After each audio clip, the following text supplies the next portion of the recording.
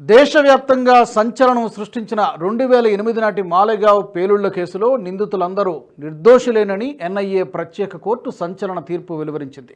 ఈ కేసులో మాజీ ఎంపీ ప్రజ్ఞా ఠాకూర్, లెఫ్టినెంట్ కల్నల్ ప్రసాద్ పురోహిత్ సహా మొత్తం 7 అభియోగాలు ఎదుర్కొన్నారు. సుదీర్ఘంగా జరిగిన విచారణ తర్వాత వారంతా నిర్దోషులేనని ముంబై ప్రత్యేక కోర్టు తేల్చింది. తీర్పు సందర్భంగా కోర్టు ప్రాసిక్యూషన్ వాదనలలో లోపాలను ఎత్తి చూపించింది. బాంబును స్కూటర్ కమర్చి పేలుడు జరిపారని ప్రాసిక్యూషన్ నిర్ధారించలేకపోయిందని, తగిన ఆధారాలు చూపించలేకపోయిందని పేర్కొంది. మహారాష్ట్రలోని మాలేగావ్లో 2008 సెప్టెంబర్ 29న భారీ పేలుడు సంభవించింది. పేలుడు ధాటికి 6 అక్కడికక్కడే దుర్మరణం పాలయ్యారు. సుమారు 100 మందికి పైగా గాయపడ్డారు. ఈ కేసును తొలుత యాంటీ టెర్రరిస్ట్ స్క్వాడ్ దర్యాప్తు చేసింది. కేసు తీవ్రత దృష్ట్యా తరువాత ప్రభుత్వం దీన్ని ఎన్ఐఏకు అప్పగించింది. ఈ పేలుళ్లకు సంబంధించి అప్పటి ఎంపీ ప్రజ్ఞా ఠాకూర్పై కూడా ఆరోపణలు వచ్చాయి.